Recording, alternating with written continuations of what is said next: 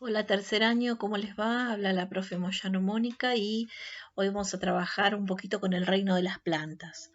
Bueno, de este reino tenemos que decir que todas tienen células eucariotas, son pluricelulares.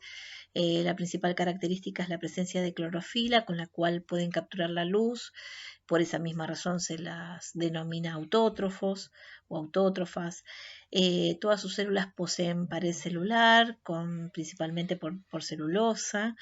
La nutrición es por medio de la fotosíntesis, eh, que no, es por la fotosíntesis por medio de la clorofila y de los cloroplastos.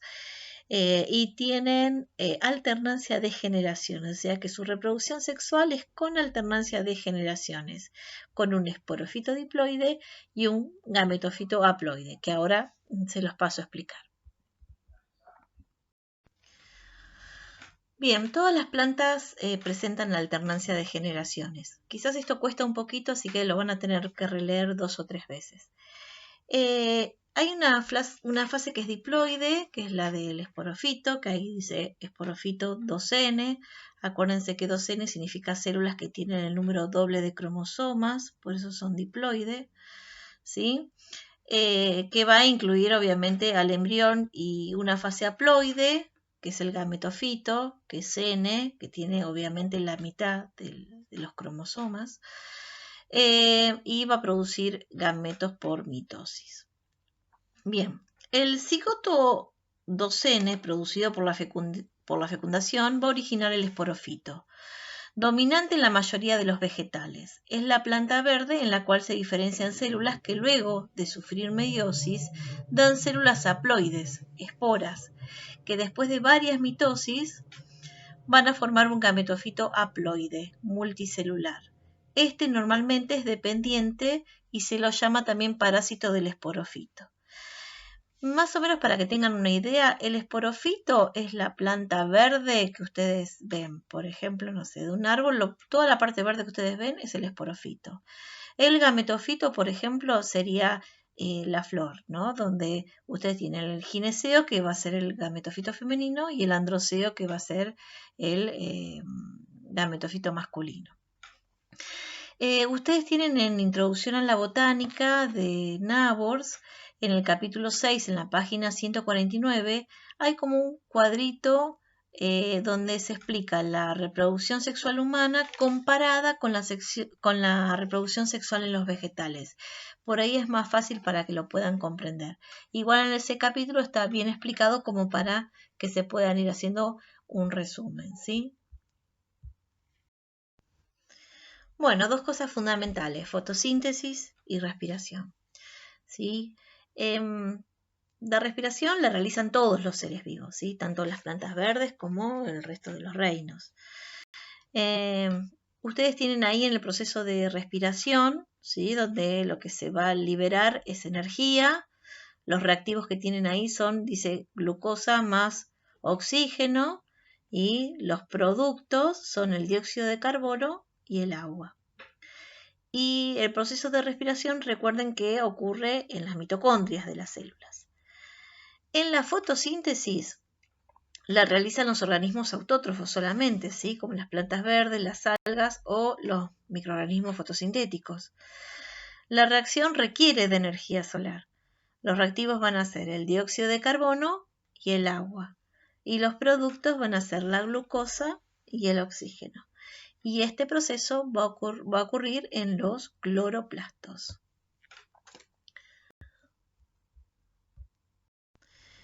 ¿Cómo se clasifican las plantas? Bueno, acá tienen una forma de clasificación. Primero dice plantas sin tejidos, como las clorofitas. Las clorofitas son las algas verdes, ¿sí? Pero en esta materia no las vamos a estudiar dentro del reino de las plantas, sino que las vamos a estudiar dentro del reino de los protistas, ¿sí? Igualmente las plantas, las clorofitas, estas algas verdes, son plantas sin tejidos. Eh, Algunas viven en el mar, la mayoría viven en aguas continentales, algunas son unicelulares. otras pluricelulares, contienen clorofila, almidón y normalmente se reproducen por esporas y gametos. Pero el tema de la clasificación de las clorofitas las vamos a ver más adelante en el próximo reino protista. Lo que nosotros es importante acá es saber cuáles son las plantas. Dicen no vasculares y vasculares, ¿no?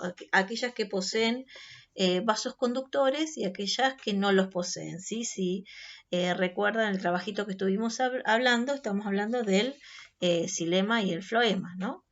Bueno, dentro de las briofitas, los representantes son los musgos y las hepáticas, ¿sí? Las briofitas son llamadas plantas no vasculares, no tienen tejido vascular y tienen, en este caso, tienen una generación gametofítica dominante, ¿sí? Es la única, que es al revés de todas las demás.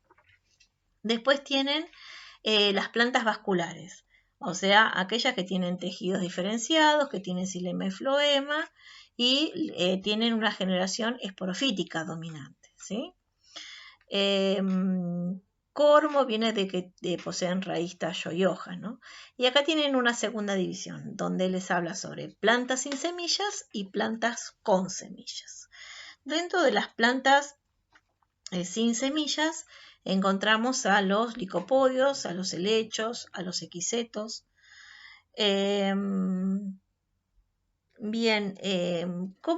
Bueno, ahora vamos a ir viendo cada una, ¿sí? Y las plantas con semilla verdadera, que se las llama espermatofitas, ¿sí? Esperma viene de semilla. Acá también hay una doble clasificación, donde estas semillas se pueden estar protegidas o desnudas, ¿sí? Entonces las dividimos en gimnospermas y angiospermas. Gimno significa desnudo, que tienen la semilla desnuda, el lóbulo desnudo, ¿sí? Y acá tenemos todos los pinos, las cicas, los ginkgos, ¿sí? Todas las coníferas, son todas gimnospermas. En cambio, las angiospermas, angio viene de vasija, donde la semilla está protegida, ¿sí? Y también las vamos a dividir en monocotiledoñas y dicotiledoñas, ¿sí? Lo que se refiere a monocotiledoña y dicotiledoña tiene que ver con la semilla. Por ejemplo, una dicotiledoña sería el poroto. ¿Vieron que la semillita del poroto se divide en dos cotiledones? A eso se refiere el nombre, ¿sí? Y monocotiledoña, por ejemplo, la semilla de maíz, que tiene un solo cotiledón, no lo puedo abrir normalmente. Bueno, vamos a ir de a poco para que lo vayan entendiendo. Bueno, briofitas. Las briofitas son plantas relativamente pequeñas, normalmente no superan los 20 centímetros de altura. Son abundantes en lugares húmedos donde se encuentran gran variedad de especies, como bueno, las fotitos que les estoy mostrando. Tienen, al igual que todas las plantas, paredes celulares de celulosa, no carecen de lignina, tienen clorofila A, B, carotenoides. Y hay dos características principales. Una es que carecen de tejidos vasculares, o sea, no tienen floema y xilema. Y también carecen de verdaderos tallos, raíces y hojas. Como ven acá en la briofita, el dibujito dice rizoide, cauloide, filoide, ¿sí? No se las llama raíz, tallo y hoja porque no son estrictamente, no se las puede considerar una raíz, un tallo y una hoja, por eso reciben este nombre, ¿sí? Quizás esto es lo que limita la altura de la planta, ¿no? Y la otra característica es que presentan alternancia de generaciones. El gametofito haploide es la generación dominante, mientras que el esporofito está reducido y es dependiente. Al revés de lo que sucede en el resto del grupo de plantas, donde generalmente lo verde, lo que vemos verde es la planta dominante. En la briofita es al revés, ¿sí? Lo que se ve a simple vista es el gametofito verde, ¿sí? Y bueno, poseen, estas también tienen una característica de poseer espermatozoides biflagelados, por lo tanto en algún momento del ciclo van a precisar de agua para la fecundación. Pteridofitas. Bueno, las pteridofitas pertenecen a las plantas vasculares eh, y también son cormofitas porque también presentan raíz, tallo y hoja, ¿no? Estas pteridofitas carecen de flores y también por ese motivo también se las llama criptógamas. Bueno, como pueden ver ahí, la raíz es pequeña, es abundante, el tallo crece generalmente es subterráneo, horizontal al suelo, se lo llama rizoma. Las hojas que tiene se las llama frondes y en estos frondes, en el embés de estos frondes, no sé si llegan a ver esos puntitos, ¿sí? Tiene los oros. Los oros contienen a las esporas que se encuentran en un esporangio, ¿sí? No sé si llegan a ver ahí en el dibujito, no sé cómo poner el lápiz acá para mostrarles. Bueno, ¿cómo es el ciclo? El ciclo de vida de los helechos también es alternante, ¿sí? Cuando las esporas están maduras, también necesitan, al igual de las briofitas, siempre un lugar húmedo. Bueno, entonces cuando estas esporas maduras caen en lugares húmedos, van a germinar y van a dar origen a una formación acorazonada, que se llama prótalo, no sé si lo están viendo, que se va a fijar al suelo, ¿no? En el prótalo se van a desarrollar los gametofitos femeninos y los masculinos. Y de este modo van a originar la célula huevo o cigoto, que va a comenzar a desarrollarse dando origen a un helecho joven que va a crecer, normalmente crecen rápidamente, se va a transformar en una nueva pequeña planta, ¿sí? Para comenzar de vuelta con el ciclo de vida. Si ustedes llegan a ver ahí en el helecho, hay unas hojitas que están como enrolladas, ¿sí? Las hojas de los helechos se llaman así, circinadas, ¿no? Porque crecen como desenrollándose.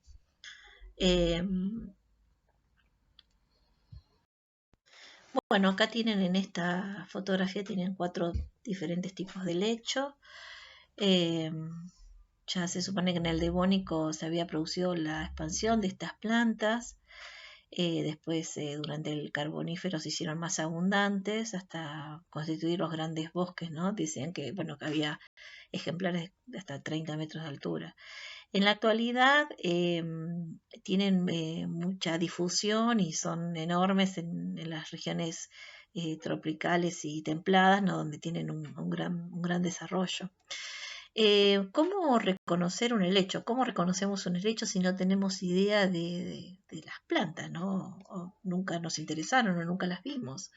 Bueno, una de las formas de saber si es un helecho o no es justamente encontrar en el embés de la hoja, en el embés de ese fronde, en esas pinnas, los oros, donde están los esporangios, ¿sí? Que vemos esos pequeños puntos amarronados, en el caso de la fotografía superior derecha, ¿sí? Que ven todos esos puntitos.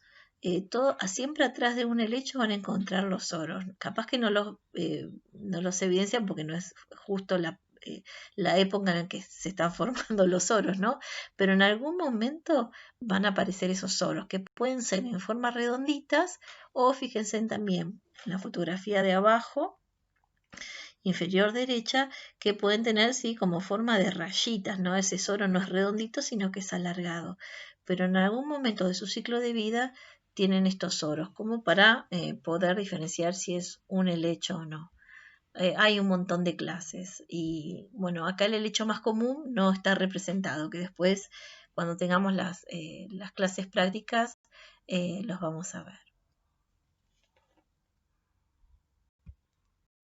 Bueno, ahora con las gimnospermas. Bueno, se caracterizan por la presencia de óvulos desnudos o descubiertos y la ausencia de ovarios.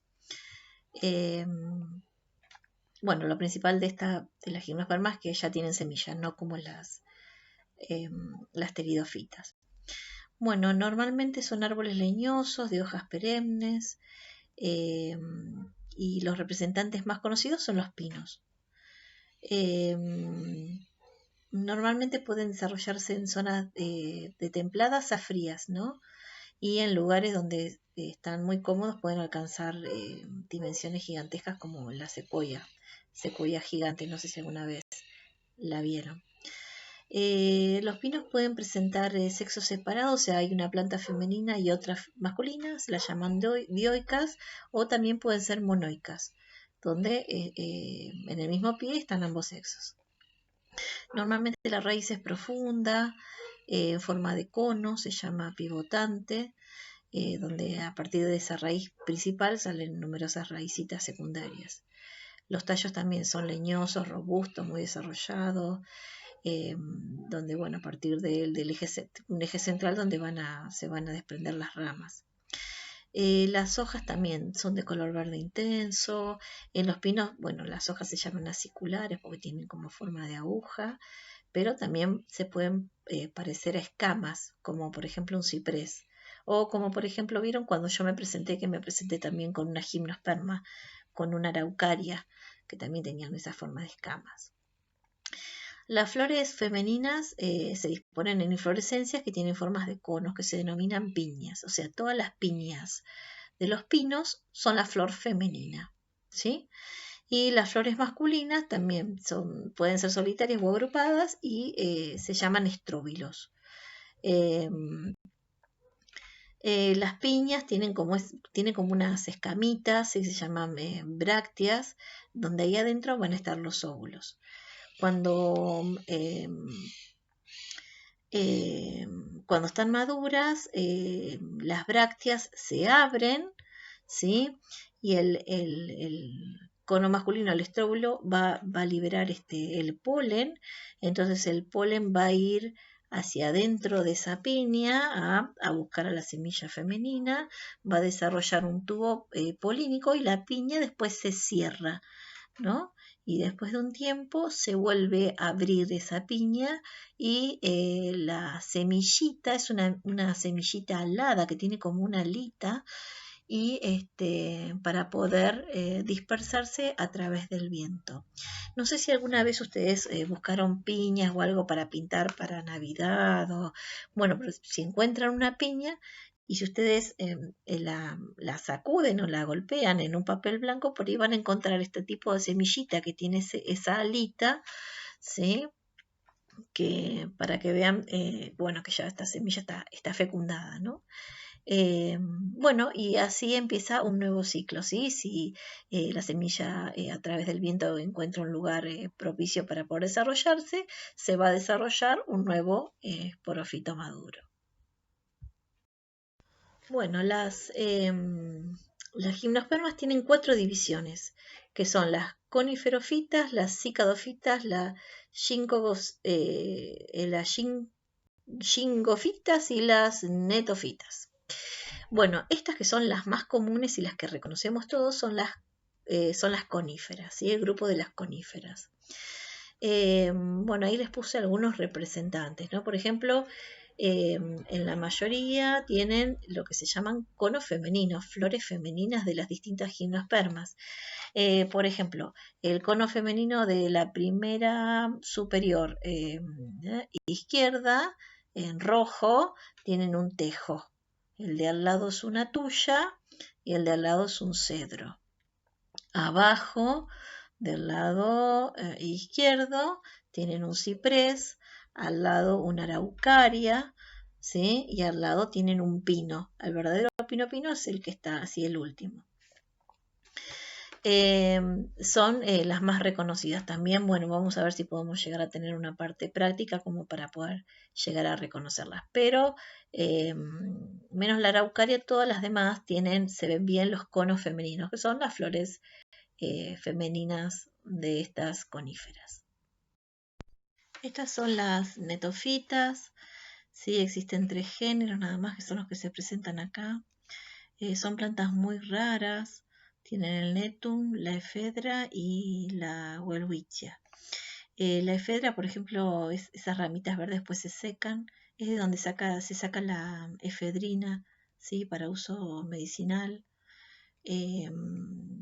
La welwitschia, por ejemplo, tiene esas hojas acintadas, mustias, ¿no?